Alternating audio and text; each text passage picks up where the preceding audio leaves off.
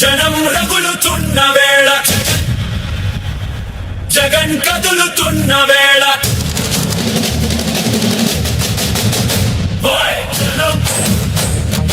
జనం రగులుతున్న వేళ, జగన్ కదులుతున్న వేళ, ఉన్నడొకడే తోడు రాజన్న బిడ్డడు, ఉన్నడొకడే తోడు రాజన్న. ఎస్, ఈ పాట కూడా నిన్న నేను రాశాను. నిజానికి అది గుంటూరు పర్యటనకు అందించాలనుకున్నా కానీ సాంకేతిక కారణాల వల్ల అవ్వలేదు. సరే, జనం కదులుతున్న వేళ, జనం రగులుతున్న వేళ, జనం మధ్యలో జనం నుంచి జనం కోసం కదులుతున్నాడు జగన్మోహనుడు అనేటువంటిదే ఈ కాన్సెప్ట్. అయితే మొన్న అంబటి రాంబాబు గారికి ఇంటికి వెళ్ళినటువంటి పర్యటన కానీ, ఈ రోజు జోగి రమేష్ దగ్గరికి వెళ్ళినటువంటి పర్యటన కానీ, ఇలా గతంలో చేసినటువంటి పర్యటనలు కానీ ఏవి చూసినా కూడా ఎక్కడ చూస్తే ఎక్కడ జనం జనం జనం. అయితే జనం నుంచి జగన్మోహన్ రెడ్డిని వేరు చేయాలని అధికార కూటమి ఎన్ని కుటిల యత్నాలు చేస్తున్నప్పటికీ కూడా అవన్నీ కూడా ప్రతిసారి బెడిసి కొడతా ఉన్నాయి. అయినా కూడా కొంగొత్తగా ప్రతిసారి కూడా కొత్త కొత్త రూపాల్లో తయారు చేస్తున్నాడు. కానీ ఎందుకు ఇది జరుగుతుంది, ఎందుకు ఈ జనం ఏంటి, ఈ జనులేమిటి, ధ్వనులేమిటి అని కనుక ఒక్కసారి చూసుకున్నట్టయితే పూర్తిగా నిరాశామయ లోకంలో కథన శంఖం పూరిస్తున్నాడు జగన్మోహన్ రెడ్డి. అందుకని నిరాశ నిస్పృహల మధ్య మనం మోసపోయాము, మాటలు విని పూర్తిగా దగా పడ్డామని చెప్పని దగా పడినటువంటి తమ్ముళ్ళు చెల్లెళ్ళు వాళ్ళ లోపల బాధపడుతూ ఉంటే వాళ్ళకి నేనున్నాను అనుకుంటూ బయలుదేరుతున్నటువంటి ఇది తప్ప కేవలం ఇది ఒక పార్టీ కార్యక్రమంగా కాదు. అయితే ఒకసారి పడిపోయిన పార్టీని ఏమైనా సరే చితక్కొట్టేయాలనేటువంటి ప్రయత్నం చేస్తామంటే ప్రయత్నం చేసిన ప్రతిసారి కూడా ఈ ప్రయత్నాలు బెడిసి కొడుతున్నాయి. తాజాగా జోగి రమేష్ ఇంటి పరామర్శకి ఒక కొత్త ప్లాన్ వేశారు. ఆ రోజున అంబటి రాంబాబు ఇంటికి బయలుదేరినప్పుడు ఏం చేశారంటే గుంటూరు మొత్తం అష్టదిగ్బంధం చేశారు. ఎక్కడికక్కడ బ్యారికేడ్లు వేసేసి, కానీ ఏమైనా ఈ బ్యారికేడ్లన్నీ కూడా మంచు ముక్కల్లాగా కరిగిపోయే జన ప్రవాహంలో తోసుకెళ్లిపోయినటువంటి పరిస్థితుల్లో పోలీసులు నిస్సహాయంగా చేతులెత్తేశారు. ఆ రోపులు గీపులన్నీ కూడా గాలికి ఎగిరిపోయాయి. అయితే ఇక్కడ ఏం చేశారంటే ఈసారి విజయవాడ నగరం అనేటువంటిది చాలా ఒక క్రౌడెడ్ ప్లేస్, కానీ ఒక రూట్ మ్యాప్ ఇచ్చారు. రూట్ మ్యాప్ ఇచ్చిన తర్వాత వ్యూహాత్మకంగా కేవలం కొద్ది గంటల ముందు, అంటే తెల్లారితే జగన్మోహన్ రెడ్డి పర్యటన 11 గంటల కనగా ఆ రోజు రాత్రి రూట్ మారుస్తున్నట్టుగా ఆదేశాలు ఇచ్చారు. అయితే ఏ రూట్ అయినా సరే రైట్ నాదే రూటు, అదేదో సినిమాలో రజనీకాంత్ చెప్పినట్టు నా రూటు నా రహదారి అని చెప్పినట్టుగా జగన్మోహన్ రెడ్డి ఎక్కడ బయలుదేరితే అదే రహదారి అయిపోయింది. ఆ విధంగా చాలా అత్యంత ప్రమాదకరమైనటువంటిది. ఎందుకంటే అది ఇంకా ఆ రూట్ అసలు ఇంకా ప్రారంభం కాలేదంట. వీళ్ళు మొదలు పెట్టిన తర్వాత దానికి ఇనాగరేషన్ కూడా అవ్వలేదు ఒక ప్రదేశం అని చెప్తున్నారు. అలాంటి ప్రదేశంలో బయలుదేరి వెళ్ళమని చెప్పని ఇచ్చారంటే ఒక మాజీ ముఖ్యమంత్రి బయలుదేరిన ప్రతిసారి కూడా ఆయన భద్రతని గాలికి వదిలేస్తున్నటువంటి పరిస్థితి. అయితే ప్రజలే రక్షించుకుంటారు, తను విశ్వసించినటువంటి దేవుడే తనను కాపాడుతాడనే లక్ష్యంతోనే జగన్మోహన్ రెడ్డి బయలుదేరుతున్నాడు. అడుగడుగున ఆంక్షల వలయాన్ని ఛేదించుకుంటూ అణచివేతలన్నీ ప్రతిఘటిస్తూ చేస్తున్నటువంటి ప్రతి పర్యటనలో కూడా జనం జేజేలు పలుకుతూ నీరాజనాలు పడుతున్నారు. బాటలు నడిచి పేటలు కడిచి అడ్డంకుల్ని అధిగమిద్దాం, పదండి ముందుకు, పదండి తోసుకు, పాపాలు పండించి భావాలు మండించి నేనున్నాను కొలిమి నిప్పులలో నుంచి మనం ఫ్రెష్ గా మనం బయలుదేరినట్టుగా నిప్పు రవ్వల్ని ఉమిసిపోతూ కూడా ముందుకెడదాం అనేటువంటి రీతిలో జగన్మోహన్ రెడ్డి చేస్తున్నటువంటి ఈ పర్యటనలు చూసుకున్నట్లయితే చూడండి, ఆ ఉత్సాహం చూస్తే అది కథనోత్సాహం, అది రణోత్సాహం, మామూలు అభిమానంతో పొంగి వస్తున్నటువంటి ఇది కాదు అది. కాబట్టి ప్రతి గుండెలో కూడా మండిపోతున్నటువంటి ఒక ఆవేశం అనేటువంటిది ఉంది. ఆ ఆవేశాన్ని ప్రోధి చేసుకుని ఒక సుశిక్షితులైనటువంటి క్రమశిక్షణతో ఎక్కడా కూడా మళ్ళీ అంత ఆవేశం నిగ్రహం ఎక్కడా కోల్పోలేదు. చూడండి, ఇన్ని రకాల పర్యటనలు జరిగినా కూడా ఏదైతే కూటమి ఎదురు చూస్తుందో ఆ విధ్వంసం కనుక ఏదైనా జరిగినట్లయితే అప్పుడు వీళ్ళ పీచ వణుచుదామని చెప్పని వాళ్ళు ఎదురు చూస్తున్న స్థితి. ఈ రోజు అయితే చాలా చోట్ల చెప్పారు వాళ్ళు ఏకంగా దీన్ని మీకు అర్థమయ్యే పరిభాషలో చెప్పాలంటే ఏంటంటే ఈ వాటర్ క్యాన్స్ అన్నమాట. ఆ వాటర్ క్యాన్స్ కూడా తీసుకొచ్చి రెడీగా పెట్టుకున్నారు. అంటే ఏదో ఎక్స్పెక్ట్ చేస్తున్నారు వాళ్ళు, కానీ వాళ్ళు ఎక్స్పెక్ట్ చేసినట్టయితే జరగటం లేదు.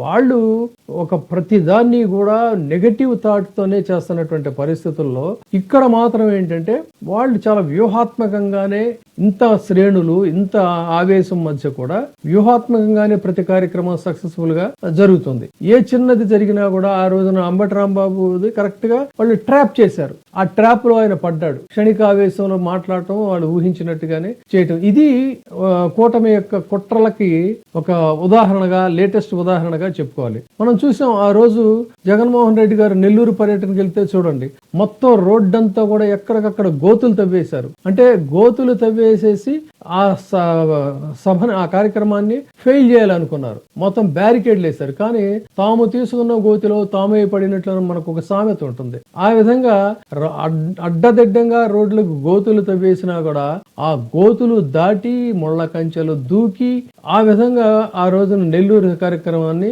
చాలా హ్యూజ్ సక్సెస్ చేసినటువంటి పరిస్థితి. అదే విధంగా మన తిరుపతిలో ఆ క్షతగాత్రులను పరామర్శించడం కోసం అని చెప్పని ఆయన రుయా ఆసుపత్రి దగ్గరికి వెళ్ళాడు. రుయా ఆసుపత్రి దగ్గర అయితే ఎంత భయంకరమైనదంటే, ఆ రోడ్డు మీద ఒక ముఖ్యమంత్రి, మొన్న ఈ మధ్య చూసాం కాకినాడలో విద్యాశాఖ మంత్రులు అనాలో, మరి ముఖ్యమంత్రి గారి పుత్రరత్నం అనాలో, లేదు షాడో సీఎం అనాలో తెలియదు, కానీ ఆయన భద్రత కోసం చాలా ఉద్ధృతమైనటువంటి ఏర్పాట్లు చేసి ఒక బైకరు ఆ యువతి హాస్పిటల్కి వెళ్ళాలండి, నన్ను వదలండి, హాస్పిటల్కి వెళ్ళాలని బతిమలాడుతున్నా కూడా మీ ప్రాణాలతో మాకు పని లేదు, పేద ప్రజల ప్రాణాలు మాకు పేలపిండితో సమానం అని చెప్పని అటువంటి రీతిలో అందరినీ కూడా అక్కడ నిలువరించారు. మరి అదే ఒక మాజీ ముఖ్యమంత్రి బయలుదేరితే మాత్రం భద్రతను పూర్తిగా గాలికి వదిలేస్తారు. ఆ పక్క నుంచి టిప్పర్లు వెళ్తా ఉంటాయి, వాహనాలు వెళ్తా ఉంటాయి, ఏదైనా వెళ్తా ఉంటాయి. సో ఏది జరిగినా కూడా మన మంచికే అనేటువంటి రీతిలో ఎదురు చూస్తున్నారు తప్ప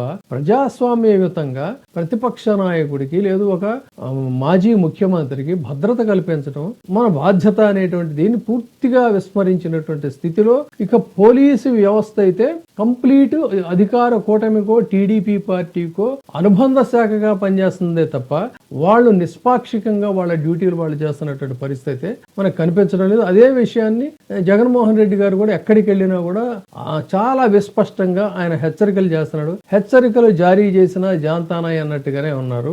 ఒక దశలో వీళ్ళు ఎక్కడ జారిపోతారో, మన మాట వినరేమో అనే కోర్టు కూడా తీవ్రమైనటువంటి ఆదేశాలు ఇచ్చినటువంటి నేపథ్యంలో వాళ్ళందరినీ వాళ్ళు వచ్చేది లేదు, ఏం లేదు, 15 సంవత్సరాలు మనమే ఉట్టి కట్టుకొని ఊగులాడుతాం, మీరెవరు భయపడనక్కర్లేదని కూడా వాళ్ళకు ఒక మెసేజ్ ఇచ్చారు. కానీ డెమోక్రసీలో ఎవరు ఉండాలి, ఎంతకాలం ఉండాలి, ఎంతకాలం వాళ్ళని దించాలి, మళ్ళీ ఎప్పుడు గద్దెనెక్కించాలి అనేది డిసైడింగ్ ఫ్యాక్టర్ ప్రజలు తీర్పునిస్తారు.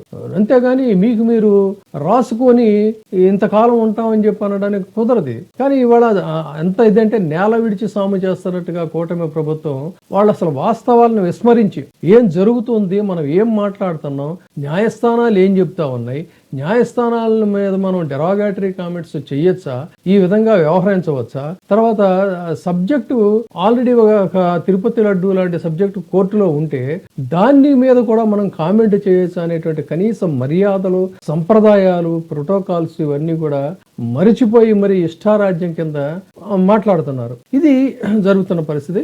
ఈ రోజు తిరిగి మళ్ళీ చూశారు కదా, ఇప్పుడు జగన్మోహన్ రెడ్డి గారు ఏం మాట్లాడారో, ఈ హెచ్చరికల్ని గనక మీరు బేఖాతరు చేసినట్లయితే భవిష్యత్తులో భారీ మూల్యం చెల్లించుకోక తప్పదు. ఇదే విషయాన్ని జగన్మోహన్ రెడ్డి ఆ రోజున గుంటూరులో కాపు వ్యవస్థ, ఒక కాపు నాయకుడు, కాపు టైగర్ అని చెప్పాడు అంబటి రాంబాబుని. ఆ రోజున అక్కడ కాపుల్ని ఆ విధంగా అణిచివేయటం, ఇక్కడ బీసీ నాయకుడు స్వయం కృషితో అంచెలంచెలుగా రాజకీయ నాయకుడిగా ఎదిగినటువంటి వ్యక్తి జోగి రమేష్ ఈ బీసీల మీద దాడులు, ఈ రకంగా అణగారిన వర్గాల మీద దాడులు కనుక జరిగినట్లయితే భవిష్యత్తులో భారీ మూల్యం చెల్లించుకుంటది అనేటువంటిది ఆయన చాలా విస్పష్టంగా తన యొక్క సుదీర్ఘ ప్రయాణం ఎంతసేపు అంటది, తాడేపల్లి నుంచి నిజానికి ఇబ్రహీంపట్నం వెళ్ళాలంటే హార్డ్లీ గంట సేపు కూడా పట్టదు. కానీ 11 గంటలకి బయలుదేరితే భోజనాలు కూడా లేకుండా ఇంత సుదీర్ఘంగా వారు ప్రయాణించేయటమే కాదు, ఉదయం 8 గంటల నుంచే చాలా మంది జోగి రమేష్ ఇంటి పరిసర ప్రాంతాల్లో కార్యకర్తలంతా మోహరించి ఉన్నారని, వాళ్ళెవరూ కూడా పైగా విజయవాడలో అప్పుడే ఎండలు మొదలయ్యాయని కూడా చెప్తున్నారు. ఆ ఎండల్ని కూడా లెక్క చేయకుండా తమ అభిమాన నాయకుడు వస్తున్నాడని చెప్పని భోజనాలు కూడా చేయకుండా ఉన్నటువంటి కార్యకర్తలు నిజంగా ఇది కదా సిసలైన అభిమానం అని చెప్పనంటే ఆ అభిమానులందరినీ కూడా అభినందిస్తూ ఈ కార్యక్రమాన్ని జయప్రదం చేసినటువంటి దీన్ని ఇకనైనా ఇది ఒక హెచ్చరికగా కూటమి స్వీకరిస్తుందా లేదు మళ్ళీ దీనికి కౌంటర్ ఒక కుట్రలకి తెరలేపుతుందా అనేది చూద్దాం. Thank you. ఇప్పుడే సబ్స్క్రైబ్ చేయండి, లైక్ చేయండి, షేర్ చేయండి. వే టీవీ ప్రైమ్, మీ ఉత్తమాభిరుచుల సమ్మేళనం.